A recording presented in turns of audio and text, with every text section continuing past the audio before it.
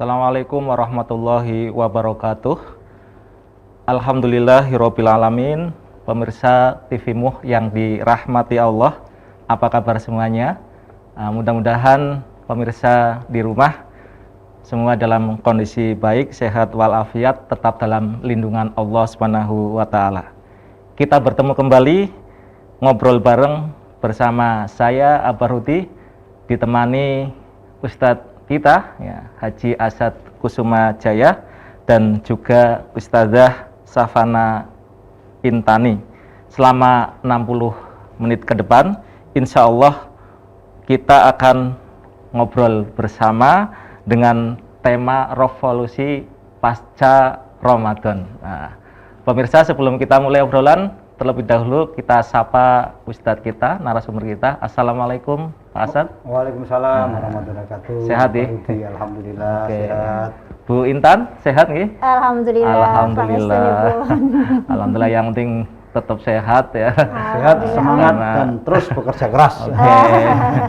Baik, Insya Allah. bulan Ramadan sering kita sebut sebagai Syahrul Mubarak, yaitu bulan penuh keberkahan, sehingga banyak orang berlomba-lomba ingin tidak menyanyiakan kesempatan ya untuk bagaimana bisa melaksanakan, memaksimalkan ibadah di bulan Ramadan.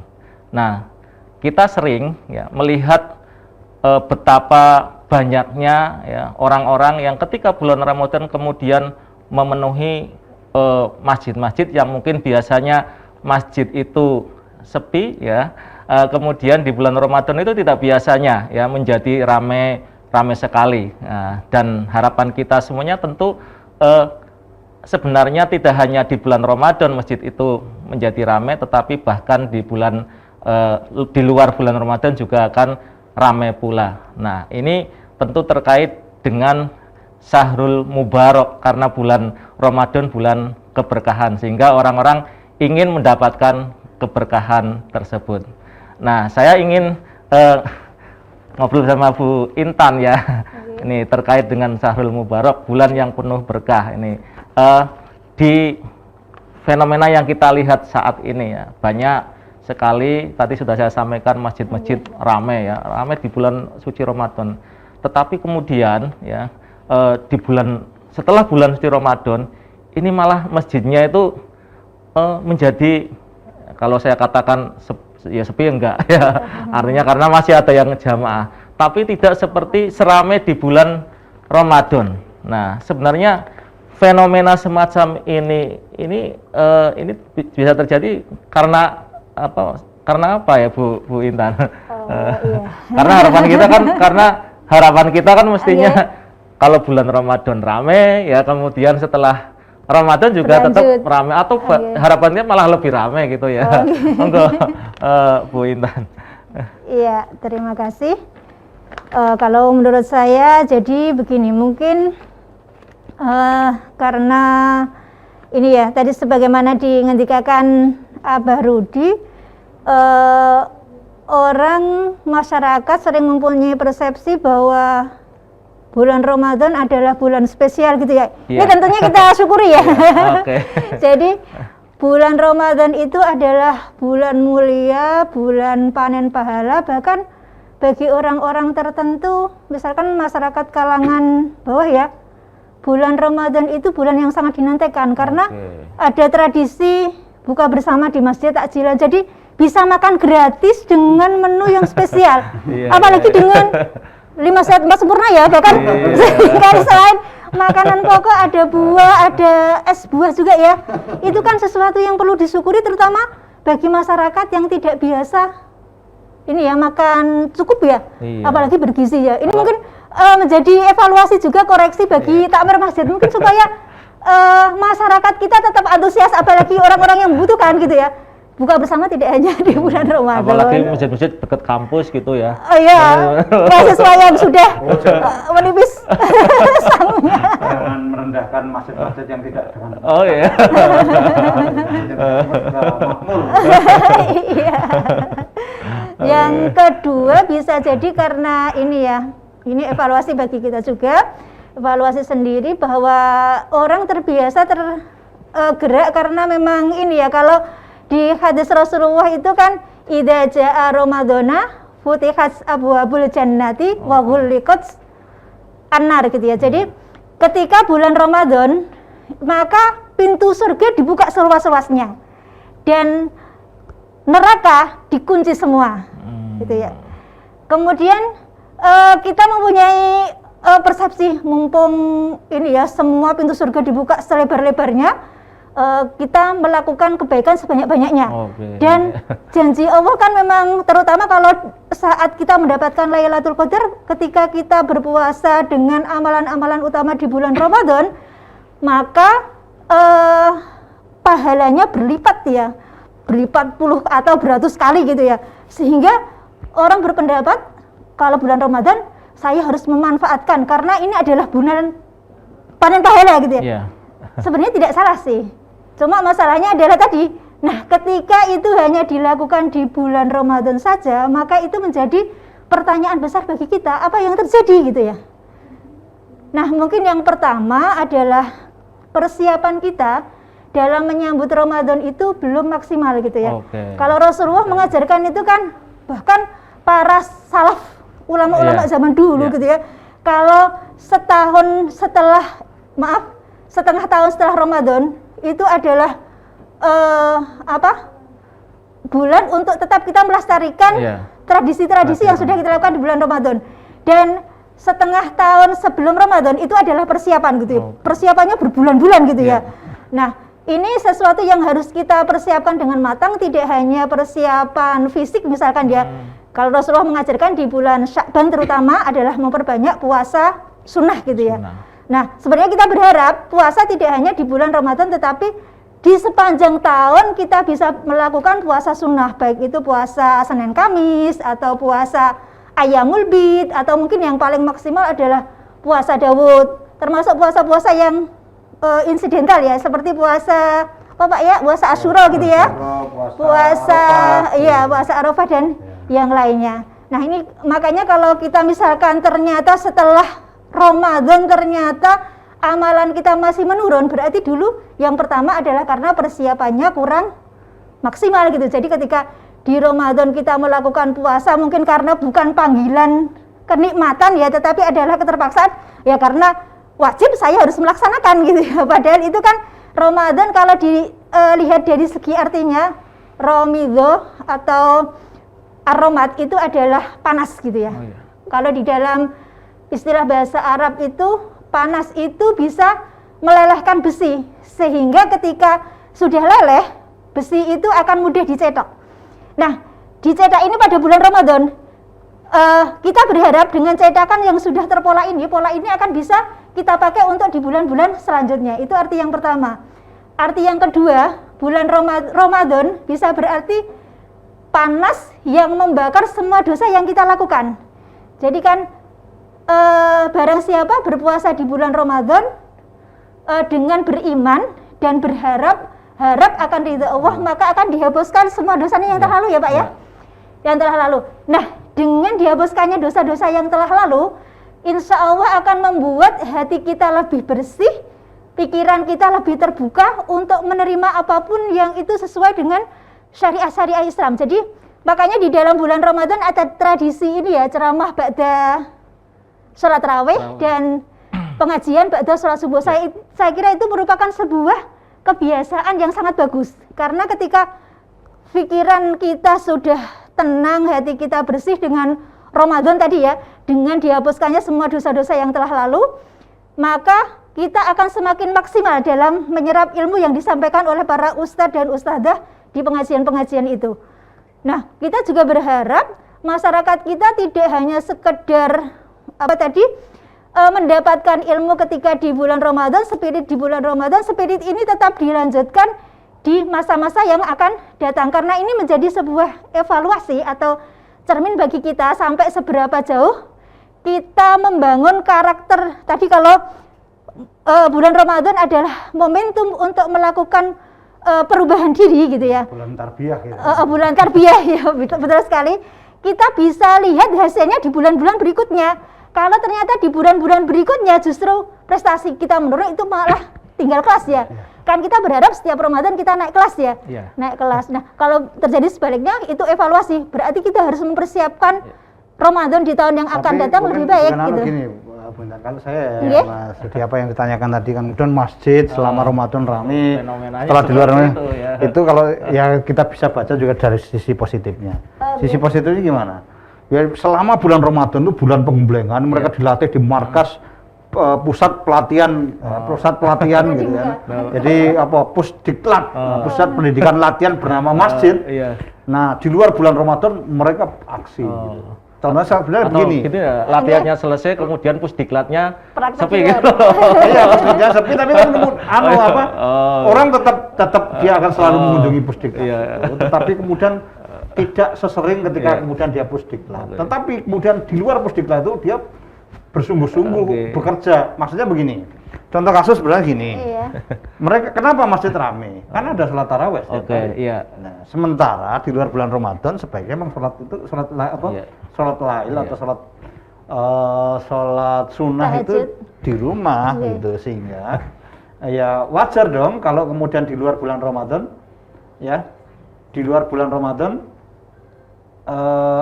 mereka itu ya di rumah, nggak di masjid gitu. Sehingga dengan demikian maka ya wajar dong kalau masjid tidak seramai dulu. Kalau karena kita lihat sudut pandangnya masjidnya itu, masjidnya.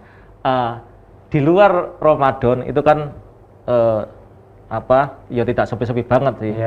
Kemudian pada saat Ramadan kemudian ramai, artinya ramai kegiatan. Oh, kalau kegiatan ya, makanya nanti kita lihat ya. Jadi kayak gini. Tadi kan gitu. Yang salah satu yang mendukung ramainya kegiatan di bulan Ramadan itu kan karena setiap hari ada taraweh. Nah, ya kalau mau dan sholat tahajud setiap hari di masjid juga nggak apa-apa, tapi kan memang idealnya sholat tahajud atau sholat lail itu kan di rumah di luar bulan Ramadan itu. Nah, sehingga wajar dong kalau kemudian masjid nggak seramai itu karena memang tarawehnya pindah ke rumah-rumah. Gitu. Jadi pusdiklat di masjid itu sudah dibawa, ya pusat pendidikan latihan di masjid itu sekarang sudah dipraktikkan di rumah-rumah gitu. Kira-kira gitu. Itu salah satu unsurnya ya. Nah, kemudian yang kedua puasa itu ya insya Allah tidak buka puasa di masjid lagi, tapi kan mereka tetap buka puasa di rumah. Dan berbagi dengan tetangga satu sama lain gitu. Artinya kalau kita melihat faktor seperti itu ya, fenomena seperti itu kan ada faktor-faktor mungkin bisa jadi faktor dari kita lihat dari tadi masjid ya, ketakmiran atau katakanlah pengurus masjid atau dari diri kita sendiri agar mempertahankan aktivitas tersebut. Tapi kita akan bahas setelah yang lewat berikut ini.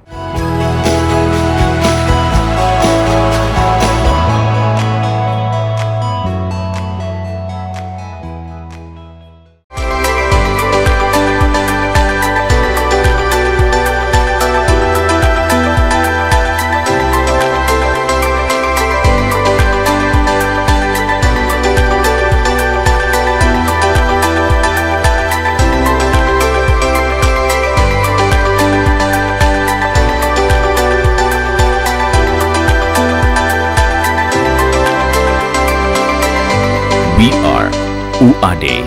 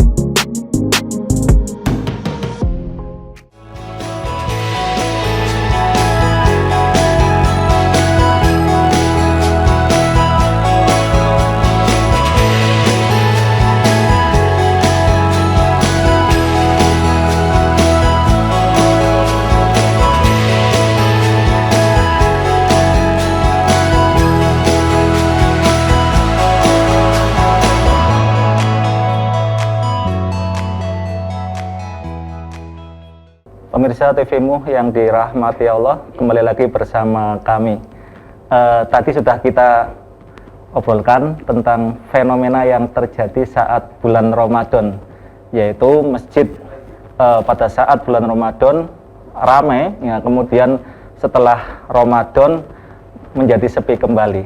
Nah, begitu juga ya, kita bisa melihat ya, Ramadan ini kan sebentar lagi pergi meninggalkan kita. Nah, kemudian seolah-olah ya, kepergian Ramadan itu sebagai rutinitas biasa saja, rutinitas biasa yang begitu datang kemudian pergi, ya, tidak ada bekas sama sekali. Nah, sekarang saya ke Pak Asad ya.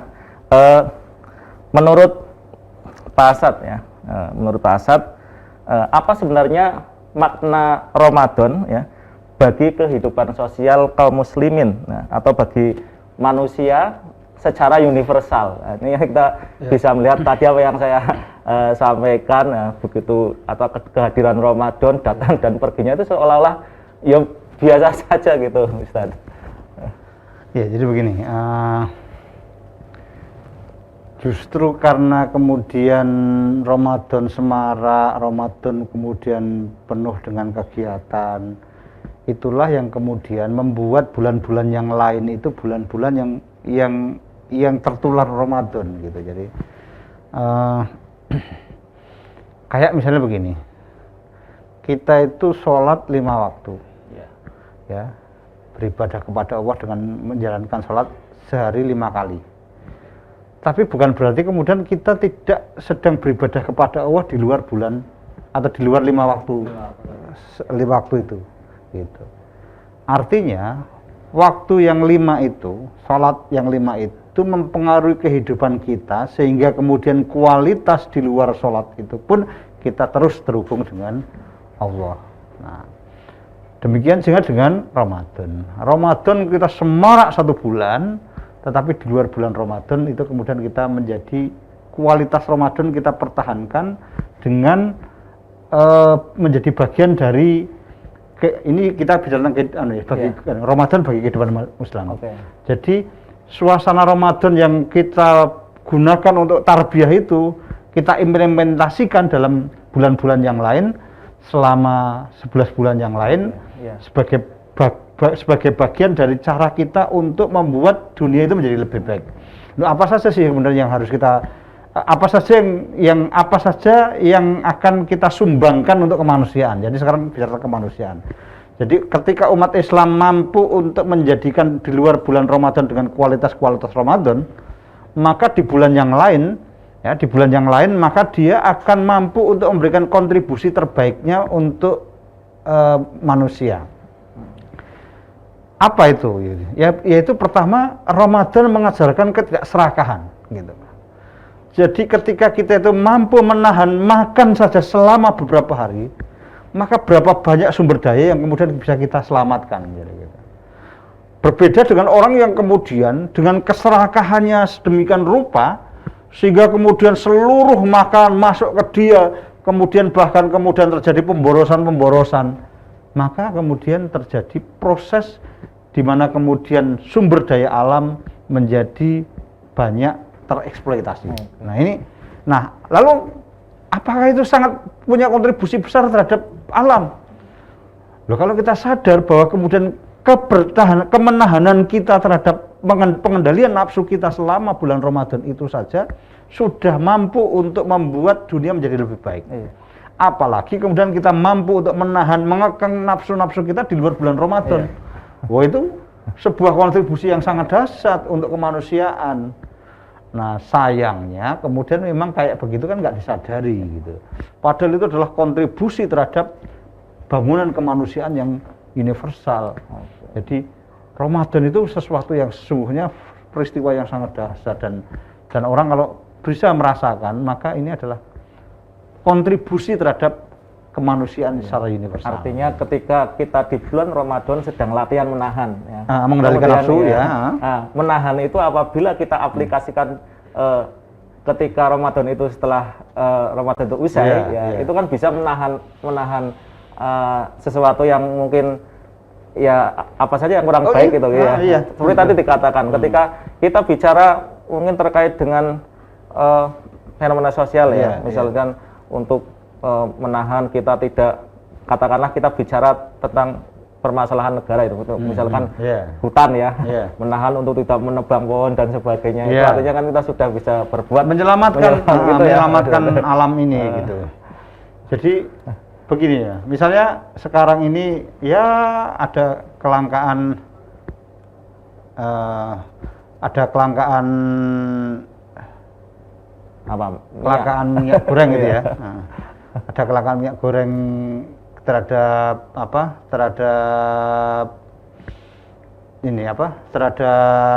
yang ada sekarang. Nah, itu cenderung kan kemudian orang sekarang wah nggak goreng dulu gitu. Nah, itu mereka dipaksa untuk tidak goreng. Tetapi kalau kemudian kita mampu untuk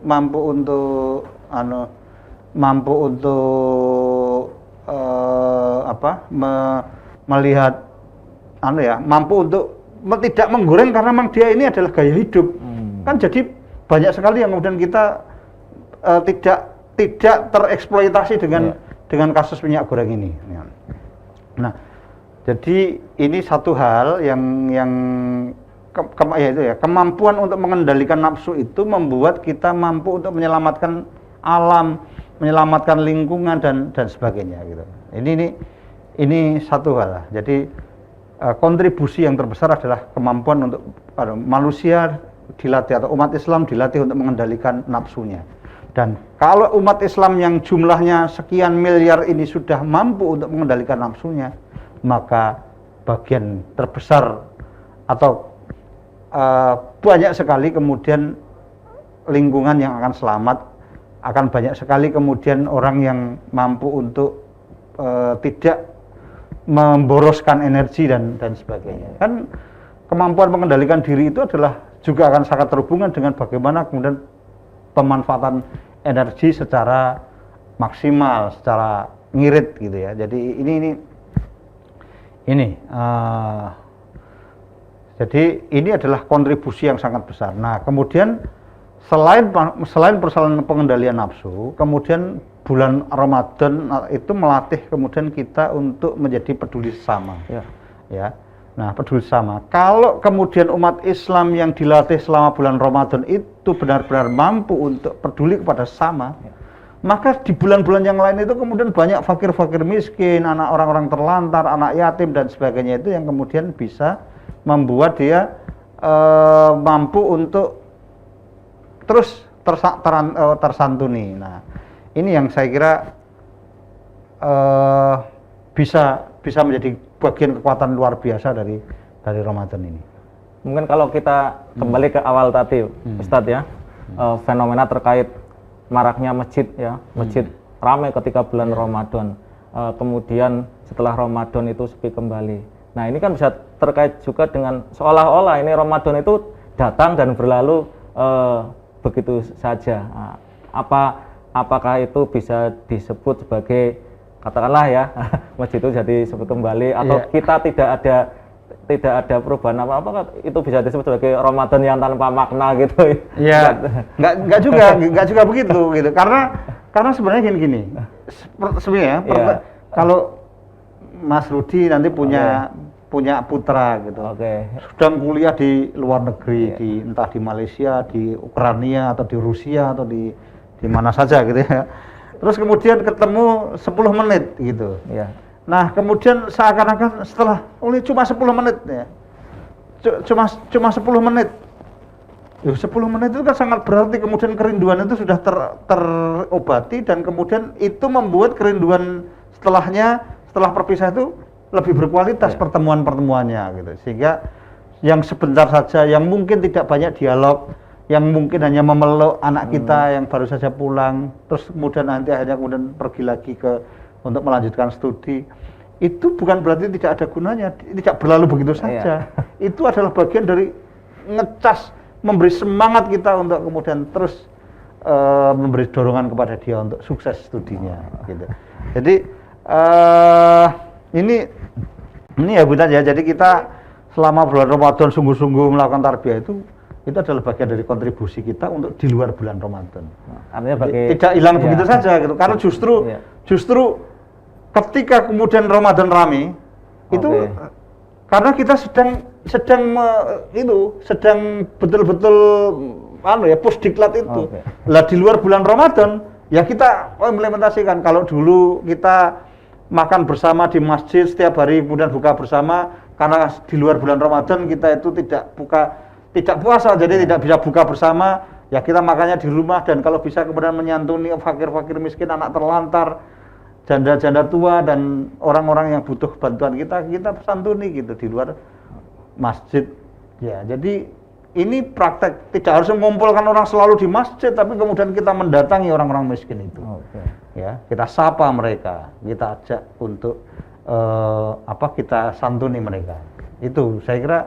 Nah itu apa? Itu spirit Ramadan. Itu adalah sumbangan sangat besar dari Ramadan. Dan tentu makna dari kehidupan sosial itu tidak hanya untuk kaum muslimin saja, nggih. Iya, Ustaz, betul ya. Jadi kan kepedulian umat Islam yang harus diingat oleh umat Islam itu kan Islam didatangkan, Nabi Muhammad diturunkan itu kan menjadi rahmatan lil alamin. Nah, sehingga semuanya itu sebenarnya adalah untuk membuat alam semesta ini dan warga alam semesta ini menjadi lebih bisa mendapat kasih sayang itu. Artinya secara universal. Termasuk kan Al-Quran itu adalah menjadi bagian dari hudal linnas. Semua orang bisa merasakan betapa Ramadan itu ada manfaatnya gitu ya, bermanfaat bagi semua orang gitu ya. Iya, jadi bahwa yang bisa mendapatkan spirit Ramadan hanyalah orang beriman, karena itu adalah ya ayyuhalladzina amanu, orang yang dipanggil itu adalah orang yang beriman, maka yang mendapat spirit Ramadan adalah orang yang beriman. Tetapi ketika orang beriman itu mendapat spirit Ramadan, maka imbasnya adalah seluruh manusia mendapatkan keberkahan. Gitu. Jadi tidak hanya orang beriman saja ya. Jadi spirit yang didapat secara kejiwaan itu ya yang didapat yang dapat spirit orang yang beriman. Tetapi keberkahan Ramadan itu didapatkan oleh seluruh manusia gitu. Karena apa? Karena spirit Ramadan dimiliki oleh orang yang beriman. Kalau spirit Ramadan dimiliki oleh orang lain, maka nggak akan melahirkan keberkahan gitu. Karena memang perintah puasa itu diperuntukkan bagi orang beriman. Gitu ya. Artinya kalau mungkin Pak Asep bisa menurut gambaran secara atau mungkin punya pengalaman ya dalam tadi kehidupan sosial tadi ya, atau mungkin di sekitar Mas Asad ya, Bapak Asad ya, yang terjadi ketika bulan Ramadan. Ternyata ini Ramadan itu bisa dinikmati oleh seluruh manusia gitu ya. Jadi begini. Dulu ketika saya kecil, itu mungkin orang tua saya agak egois, bukan egois, agak malu kalau anaknya ikut buka bersama. Tapi setelah dewasa justru saya menganggap ini adalah bagian dari sosialisasi. Kita makan bersama satu kampung, orang miskin, orang kaya sama, gitu, nggak ada sekat di antara kita, ya. Jadi ini adalah bagian dari suatu yang berkah yang luar biasa yang kita dapatkan dari Ramadan. Nah, saya kira ini yang sesuatu yang itu pengalaman yang luar biasa. Sangat menarik sekali ini, pengalaman yang sungguh luar biasa ini ya Ustadz. Baik pemirsa, kita akan lanjutkan setelah jeda berikut ini.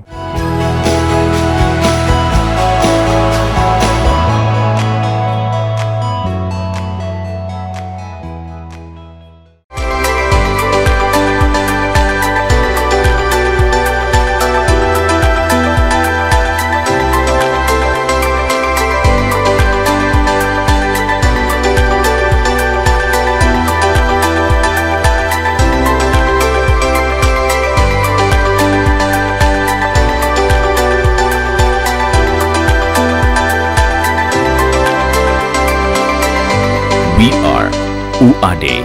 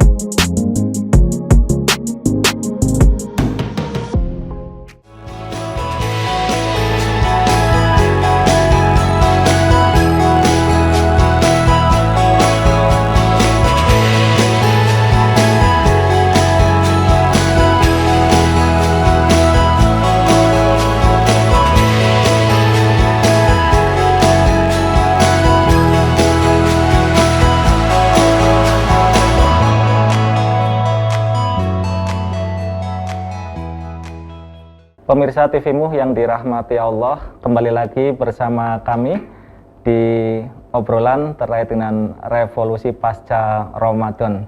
Tadi sudah kita obrolkan ya, terkait dengan fenomena yang terjadi di bulan Ramadan, masjid-masjid ramai, kemudian setelah Ramadan sepi, dan ini juga terjadi mungkin pada diri kita ya, seolah-olah Ramadan itu sesuatu yang datang dan pergi begitu saja. Nah, kemudian ya, ini kan menjadi renungan kita bersama. Tentu kita ya tidak akan bisa jadi mungkin kita tidak akan bertemu dengan bulan suci Ramadan yang akan datang. Nah, ini saya ingin ke Bu Intan ya. Bu Intan ya. Ramadan ini kan beberapa saat lagi segera berakhir ya. Tentu apa saja yang harus kita lakukan ya di akhir Ramadan seperti ini ya, karena kita juga belum tentu nanti bisa bertemu dengan bulan Ramadan lagi. Ya, mungkin Bu Intan bisa menjelaskannya. Ya. Jadi kalau kita umpamakan kita ikut lomba lari gitu ya. Ya. Kalau di awal mungkin kita agak pelan, tapi ketika hampir finish gitu ya, seharusnya kita mengerahkan seluruh tenaga, jiwa dan raga, fokus untuk mencapai finish gitu, agar nanti menjadi juara gitu. Itu yang kita harapkan. Karena kita juga kepingin di bulan Ramadan ini kita menjadi juara gitu. Juara artinya tidak dalam rangka untuk mengalahkan yang lain ya, tapi adalah juara kita mencapai kemenangan gitu ya. Kita bisa menuntaskan Ramadan dengan baik, dengan maksimal, sehingga spirit Ramadan ini bisa kita terapkan di bulan-bulan selanjutnya.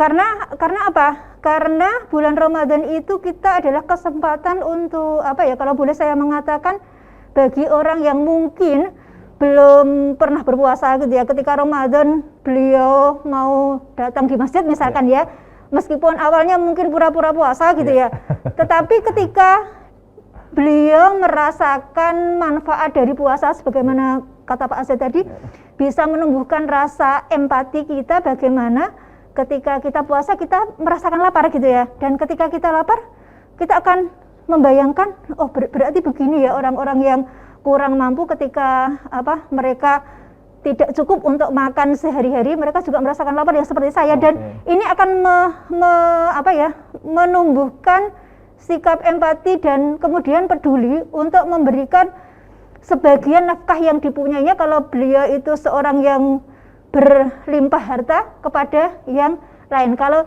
sebagaimana pesan dari ini ya, para bijak tokoh-tokoh muslim zaman dulu, terutama di Jogja itu ya, kalau ketika menjelang akhir Ramadan itu, terutama ketika pas mau Idul Fitri, kita kan membuat kupat gitu ya. Itu ada filosofinya gitu ya. Jadi laku papat gitu ya. Jadi kalau di dalam Ramadan itu kita merasakan lapar, kalau kita salah satu laku papat itu adalah L yang pertama itu adalah luberan gitu ya. Ketika kita sudah merasa bisa berempati, merasakan yang saudara kita kekurangan yang mereka rasakan, maka luberan ketika kita berlebih dalam hal harta, maka itu bisa kita bantukan, kita infakkan, kita sedekahkan ya, kita bagi kepada yang lain. Nah, itu yang kita harapkan. Nah, kemudian bagi orang-orang yang belum pernah merasakan puasa Ramadan, manfaat selain manfaat sosial juga kita bisa merasakan manfaat secara fisik ya, terutama manfaat jasmani ya. Karena ternyata puasa itu secara medis, ngendikanipun, saya bukan seorang dokter, itu adalah kesempatan tubuh untuk melakukan detoksifikasi ya, mengeluarkan racun-racun di dalam tubuh yang berlebih itu bisa dikeluarkan. Iya. Dan Ramadan itu juga kesempatan kita untuk mengajak anak-anak kita juga merasakan langsung tadi spirit Ramadan yang kita rasakan di bulan Ramadan. Anak-anak kita tanamkan untuk sejak awal, sejak dini, meskipun mereka belum diwajibkan, agar tetap belajar untuk bisa berpuasa, meskipun mungkin awalnya belum penuh gitu ya, tetapi dengan bertahap dan support dari kita, mereka insya Allah akan bisa melaksanakan puasa itu dengan baik gitu. Tentunya ini butuh support keluarga dan support lingkungan agar Ramadan itu menjadi bermakna tidak hanya sebagai kenangan saja ya, tetapi bermakna memberi spirit pada hari-hari selanjutnya. Kalau boleh saya meminjam istilah akhlak, jadi akhlak Ramadan itu tidak hanya kita lakukan ketika kita menjalani ibadah-ibadah di bulan Ramadan, tetapi akhlak Ramadan ini tetap berlanjut di bulan-bulan selanjutnya. Dan kita berharap tidak hanya dalam masalah yang kuantitatif ya, tetapi kualitas terus kita bisa tingkatkan agar derajat kita sebagai orang yang beriman bisa meraih ketakwaan gitu. Satu lagi sebenarnya nanti mungkin perlu ini. Jadi momentum Lailatul Qadar itu kan sesuatu yang harus didapat ya. Gimana? Gini, jadi Ustadz ya, artinya kita kan bicara di akhir Ramadan ya. Kan tidak semua orang itu sama keadaannya, sama kondisinya, sama kualitasnya.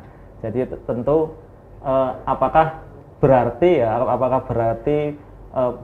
istilahnya kalau kita mengistilahkan sebuah sepeda motor, apakah harus kita gasnya itu biasa-biasa saja atau geber-geber itu pada saat finish gitu atau ya benar tadi yang saya sampaikan Bu Intan tadi benar bahwa sudah gitu. Karena Rasulullah itu kan selama 10 hari terakhir itu kan mengencangkan ikat pinggang itu maksudnya lebih bersungguh-sungguh untuk beribadah, membangunkan keluarganya setiap malam untuk beribadah, itu menunjukkan bahwa itu ya sungguh ngeber-ngeber tenanan.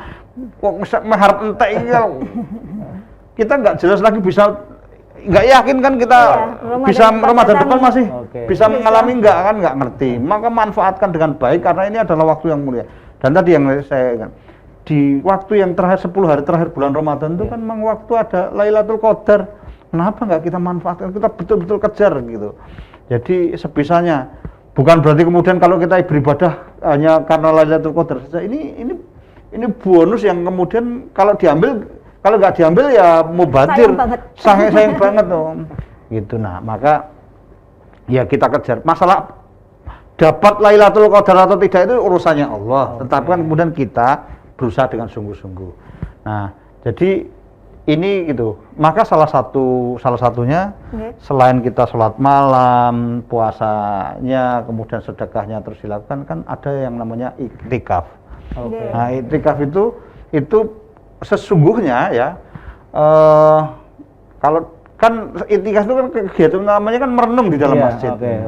Jadi merenung itu adalah bagian dari introspeksi terhadap seluruh perjalanan hidup kita dan kita menemukan visi ke depan apa yang harus kita lakukan. Sehingga kalau orang ya dalam konteks visi ya ini ya, saya tidak menyamakan antara Lailatul Qadar dengan visi itu, tetapi kalau ada orang yang mampu untuk menemukan visi baru dari dengan iktikafnya itu tadi, maka dia bisa menemukan jalan ke depan yang kualitasnya ya hampir sama dengan 1000 bulan itulah gitu. Artinya dia sudah jelas terang benderang bahwa saya ke depan seperti apa, 1000 bulan ke depan saya seperti apa. Dan itu adalah momentum iktikaf. Mungkin iktikaf yang seperti apa? Karena sekarang kalau kita lihat ada yang di masjid ya, bukan iktikaf lagi tidur gitu ya. Itu kan justru malah ya itu meninggalkan keluarga malah dan sebagainya. Tapi memang sebenarnya iktikaf itu ya memang tidurnya di masjid. Bahkan kemudian Rasulullah itu membuat di zaman Rasulullah itu ada kemah-kemah di dalam masjid. Artinya memang di situ tempat tidur juga, tetapi kan kemudian ya memang tidur di situ karena memang dia tinggal menetap di masjid selama 10 hari. Jadi pada masa Rasulullah itu yang namanya iktikaf itu bukan hanya malam saja, tapi 10 hari itu tinggal di masjid. Masjidnya luas soalnya. Masjidnya luas. Sekarang kalau masjid dibuat tempat tidur kalau berarti iktikaf hanya orang yang mungkin tidak punya pekerjaan Ustaz ini. Kan konsep pekerjaan, pembagian kerja itu kan pada masa-masa modern. Pada waktu itu kan kemudian ada masanya kemudian masa di mana bulan-bulan tertentu kemudian untuk berniaga. Zaman dahulu kan begitu. Ada masa di mana bulan-bulan tertentu berniaga, di luar bulan itu ya dia melakukan kerjaan-kerjaan yang ringan-ringan, termasuk dia bisa meninggalkan pekerjaan melakukan iktikaf itu pada bulan Ramadan. Jadi jangan sampai kita memaknai iktikaf itu menjadi tidak produktif. Iya betul gitu. Jadi keliru juga. Jadi jangan sampai itu menjadi alasan untuk kita melakukan. Justru ini kita sedang mencoba untuk melakukan introspeksi. Sejauh mana langkah-langkah kita yang sudah kita lakukan selama di bulan sebelumnya dalam kehidupan hari-hari sebelumnya, dan kita sedang merancang kira-kira ke depan pasca Ramadan itu akan seperti apa. Dan itulah yang kemudian ketika orang sukses menjalani Ramadan, bahkan kemudian ketika mendapatkan Lailatul Qadar, maka dia siap menjadi manusia baru yang akan menjawab persoalan-persoalan kehidupan. Karena dia punya visi yang sudah sangat jelas ke depan. Nah, untuk melakukan seperti itu ya, tadi di akhir Ramadan kan perlu kiat ya, karena biasanya terus mendekati akhir yang orang itu pikirannya ya macam-macam, belonjo, lebaran kan seperti itu Ustaz ya. Gimana? Beda punya kiat ini mungkin.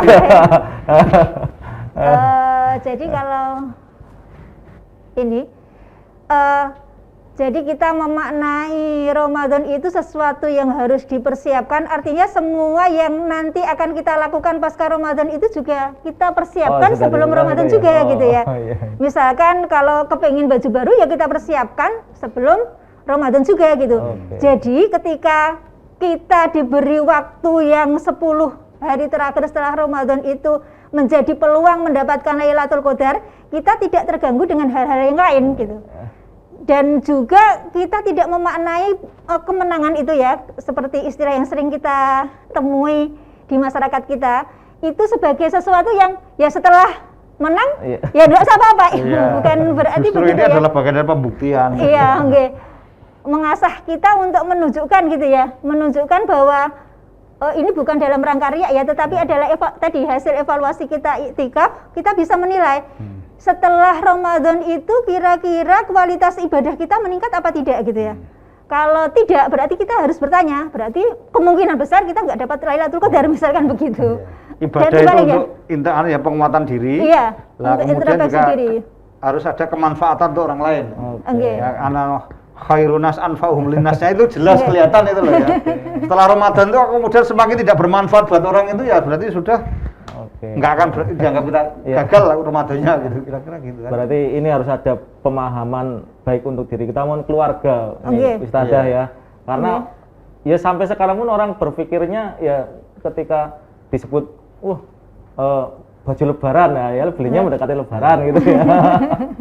Akhirnya yang seharusnya kita melakukan ibadah di akhir Ramadan itu kemudian tidak fokus ya. Tutun mikir iki sesuk tangga-tangga ke sini, saudara ke sini, tentu kan terus yuk istilahnya ngasih uang ke ya itu dan sebagainya itu. Ya, menarik sekali. Baik pemirsa yang dirahmati Allah, kita akan lanjut setelah iklan yang berikut ini.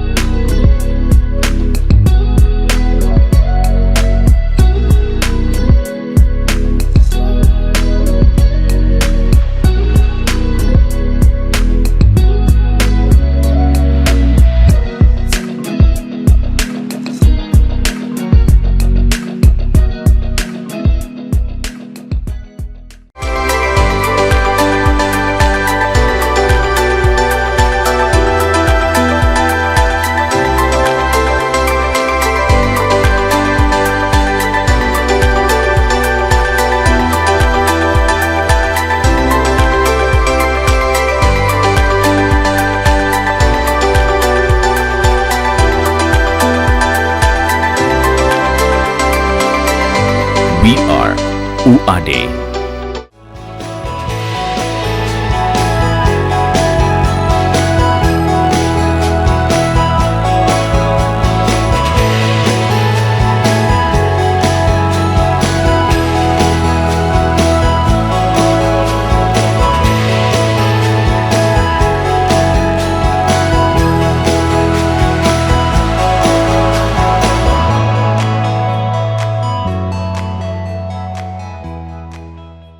Pemirsa TV-mu yang dirahmati Allah, kembali lagi bersama kami. Baik, kita tadi sudah ngobrol ya, Ramadan ya usai, kemudian harapan kita juga akan menjadi lebih baik. Artinya Ramadan itu pergi ya tidak pergi begitu saja. Kemudian tentu amalan-amalan yang dilakukan apalagi menjelang akhir Ramadan juga kita bisa laksanakan. Karena sesungguhnya harapan kita di Ramadan ini kan menjadi hamba Allah yang bertakwa nih, Pak Ustadz gitu ya. Sekarang saya ke Pak Asad ya. Pak Asad ya. Jadi bulan Ramadan adalah bulan penggemblengan diri untuk menjadi pribadi yang bertakwa ini ya. Menurut Pak Asad ya, bagaimana pribadi takwa yang diharapkan lahir dari penggemblengan Ramadan itu? Karena sering Ustadz ya ini ya, setiap bulan Ramadan mesti yang disampaikan takwa. Jangan-jangan kita takwa durung ya. Itu. Silakan Mas. Ya, secara normatif kan takwa itu kan menjalankan perintah-perintah Allah dan menjauhi larangan Allah, itu jadi gitu. Setelah Ramadan maka orang itu seharusnya sudah bisa selalu berusaha menjalankan perintah-perintah Allah dan selalu semakin semangat untuk menjauhi larangan-larangan Allah. Itu pesan normatifnya. Jadi kalau orang lulusan Ramadan, lulusan madrasah Ramadan itu kok semakin bisa semakin bisa bersungguh-sungguh menjalankan perintah-perintah Allah dan menjauhi larangan Allah, maka dia sukses. Itu secara normatif. Begitu Mas Rudi. Akan tetapi dalam konteks yang lebih sosiologis lagi, maka lulusan Ramadan itu ditantang dalam konteks ketakwaan itu adalah bagaimana kemudian dia memberi peran sosial yang lebih kuat dibanding sebelum Ramadan. Kenapa? Karena dia telah melalui sebuah pusat pendidikan pelatihan bernama Mabes Ramadan. Jadi kan gitu. Jadi dia sudah mengalami pendidikan menahan lapar selama 30 hari, menahan lapar dan haus selama 30 hari. Kemudian dia harus sholat lail berjamaah bersama-sama selama 30 hari gitu kan. Terus kemudian juga nanti tadarus, kemudian dia banyak berinfak, memberi kepada yang lain. Pelatihan-pelatihan itu adalah pelatihan yang membekas kepada dia, yang harus diimplementasikan dalam kehidupan di luar Ramadan. Sehingga dalam konteks sosiologis, maka seseorang yang telah menjalani ibadah bulan Ramadan itu, maka dia harus lebih siap menjadi khalifatullah fil ard, ya. Menjadi wakil Allah di muka bumi. Untuk apa? Untuk, kalau dalam istilah orang Jawa itu mamayu hayuning bawono, atau dalam istilah yang lebih luas adalah bagaimana orang itu mampu untuk memakmurkan bumi gitu. Jadi seorang yang sudah menjalani puasa Ramadan seharusnya lebih bisa untuk menjadi orang pribadi yang sebagai khalifatullah, sebagai orang yang siap memakmurkan bumi. Kalau kita kaitkan dengan tema kita, Ustaz, obrolan kita ya, revolusi pasca Ramadan itu ya, apakah takwa tadi itu ya sebagai revolusinya atau hasil dari revolusi itu? Ya, konsep di sini kan konsep takwa adalah hasil revolusi. Gitu ya. Jadi gini, kan kalau kita menggunakan konsep mekanik gitu ya, itu Ramadan itu adalah sebuah sistem proses. Nah, sistem proses itu bahan bakunya namanya orang beriman. Ya ayyuhalladzina amanu, hai orang-orang yang beriman, ini adalah bahan bakunya. Lalu kemudian endingnya atau hasil akhirnya itu produk prosesnya adalah namanya la'alakum tattaqun, agar kamu sekalian bertakwa. Jadi orang bertakwa itu adalah produk akhir dari proses yang disebut dengan Ramadan. Akan tetapi yang namanya produk itu kan ada produk jadi dan produk gagal. Nah, masalahnya kadang kebanyakan orang jadi produk gagal karena kemudian kualitas kemanusiaannya, kualitas kekhalifatulahan itu tidak berjalan optimal atau tidak mampu meningkat. Jadi meningkatkan dari iman kepada menjadi khalifatullah yang mampu untuk menjadi lebih baik gitu. Itu menjadi dia tidak mampu untuk menaikkan derajat itu, sehingga ya artinya prosesnya tidak optimal. Ya mungkin tidak gagal-gagal amat. Tidak gagal-gagal amat itu ya mungkin berhasil 80%, 60%, 50%, ya 20% ya dianggap berhasil lah, tapi ya gagalnya 80% berarti. Iya, berhasil 20% itulah kalau kita lihat dari optimisnya. Kalau pesimisnya ya berarti kan gagal 80%. Selalu optimis. Selalu optimis. Jadi itu Mas Rudi. Jadi ini proses yang peningkatan kualitas dari iman, produk awalnya itu bahan bakunya iman kepada takwa itu. Dan takwa itu adalah modal orang untuk menjadi khalifatullah. Jadi mungkin kalau kita bicara revolusi tadi mungkin justru pada akhir Ramadannya itu ya revolusi yang besar. Kita melihat revolusinya itu produknya ya. Produknya ini adalah produk hasil revolusi yang namanya Ramadan itu. Jadi bayangkan 30 hari mengubah orang yang beriman menjadi orang yang takwa gitu.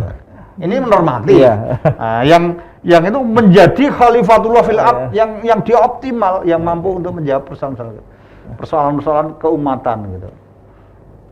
Dan sayang kemudian kan ini pesan-pesan ini yang tidak sampai kepada umat ya, bahwa kepada sesama muslim ya. Ya Bu Intan, bahkan keluarga ini juga saya kira perlu kita juga ingatkan bahwa bagaimana setelah Ramadan pun keluarga menjadi lebih berkualitas. Jadi karena kekuatan keluarga itu dasar juga, bahwa kemudian dalam konsep Islam kan pernikahan itu adalah mitsaqun ghalidz, sebuah perjanjian yang teguh, sesuatu yang memang itu menjadi sangat sakral. Nah kalau sangat sakral begitu seharusnya efeknya juga dahsyat. Kalau kemudian ingin bangsa ini kuat, maka bangun keluarga yang tangguh. Ya ini gitu. Saya kira begitu ya Bu Intan. Betul sekali ya, karena keluarga adalah cermin dari bangsa gitu ya. Kalau keluarganya bermasalah atau runtuh, maka secara otomatis semua naudzubillah min dzalik. Itu artinya kita membuktikan bahwa hasil revolusi tadi itu ada hasilnya, itu adalah peningkatan kualitas. Makanya kan gini, kalau kita sekarang itu mengalami proses, kalau kita sekarang ini bangsa ini mengalami krisis sumber daya manusia, itu karena memang kemudian kita gagal untuk memanfaatkan momentum Ramadan ini sebagai bagian dari peningkatan SDM manusia kita. Nah, ini menjadi catatan kita gitu. Saya kira gitu. Sangat menarik sekali Ustaz. Tapi ini karena waktu yang tidak memungkinkan kita, Ustaz ya. Namun sebelum kita akhiri ya Pak Asyad dan Bu Intan, mungkin ada closing statement yang akan disampaikan dari Bu Intan dulu atau Mas dulu? Bu Intan. Ya, Bu Intan dulu. Jadi kalau salah satu hadis di Arba'in Nawawi itu ya, itu adalah Rasulullah berpesan begini, Qul amantu billah tsumma istaqim. Katakanlah, aku beriman. Tetapi beriman itu apa? Ditegaskan oleh Rasulullah, tsumma istaqim. Maka beristiqomahlah. Jadi kalau kita mengaku sebagai orang beriman, monggo marilah kita beristiqomah untuk melanjutkan bahkan mengembangkan tradisi-tradisi kebaikan-kebaikan yang sudah kita mulai, terutama di saat bulan Ramadan. Jangan sampai di akhir Ramadan kita malah melempem. Karena apa? Dalam surat Ad-Duha itu ya, wal akhiratu khairul laka minal ula. Justru yang terakhir-terakhir ini ya, yang paling menentukan. Ya, bismillah, monggo kita selalu dalam kebaikan, bersegera, berlomba, dan untuk kemanfaatan bersama. Mas Asyad, monggo. Ya, saya hanya buat catatan untuk pribadi-pribadi ya, nanti efek sistemnya biar nanti kita realisasikan bareng-bareng, tapi pribadi. Yang pertama, Ramadan membuat kita itu menjadi lebih bisa lebih bisa merasakan apa yang disebut dengan la haula wala quwata illa billah. Ya, di luar bulan Ramadan kita nyaman, kita menikmati makanan dengan nikmat, sehingga tak terasa logika berpikir kita itu berubah dari la haula wala quwata illa billah menjadi la haula wala quwata illa bil ndok ceplok, ndok dadar, sego goreng dan sebagainya itu. Jadi lupa la haula wala quwata illa billahnya itu. Jadi Nih, justru di sinilah, jadi saya ingin mengingatkan kepada saya sendiri dan kepada teman-teman sekalian, kembali, la haula wala quwata. Jadi, tiada daya kekuatan selain datangnya Allah. Ini adalah efek puasa yang harus kita betul rasakan. Yang kedua, marilah the power of kekuatan puasa ini ya, the power of saum, the power of saum ya, puasa ini menjadikan kita itu mampu untuk menyadari atau meningkatkan kualitas pengendalian diri kita, ya. Jadi ini kenapa kita itu sering tidak mampu untuk menyelesaikan masalah, bukan karena kita tidak punya kemampuan untuk mengatasi masalah, tetapi justru karena kita tidak mampu untuk mengendalikan diri. Ya, instrumen-instrumen dalam diri kita untuk menyelesaikan masalah itu ada. Kita punya ilmu, kita punya fisik yang sehat, kita punya akal pikiran yang ya tidak bodoh-bodoh amat gitu ya, walaupun amat saja tidak bodoh gitu. Itu tetap bisa mampu untuk menyelesaikan gitu. Nah, sehingga ketika instrumennya itu sudah ada, kenapa nggak bisa menyelesaikan? Karena kita gagal untuk melakukan pengendalian diri. Ibaratnya orang bisa terbang, tapi dia nggak bisa mengendalikan ilmu terbangnya, ya ketika ada petir menyambar dia malah terbang, habislah dia. Gitu. Jadi ilmu atau kemudian Ramadan, salah satu hal yang penting untuk jadikan catatan adalah dalam Ramadan itu adalah kemampuan pengendalian diri. Ya, terima kasih Saya Pak itu. Asad ya, Bu Intan ya, luar biasa kewajiban teman-temannya. Baik pemirsa TV-mu yang dirahmati Allah, demikian tadi obrolan kita tentang revolusi pasca Ramadan. Semoga obrolan ini akan menjadi bagian solusi dari kehidupan kita. Akhirnya saya Abah Rudi bersama Pak Asad dan Bu Intan undur diri. Sampai bertemu kembali di pekan yang akan datang. Apabila ada kesalahan mohon dimaafkan. Akhirul kalam, wassalamualaikum warahmatullahi wabarakatuh.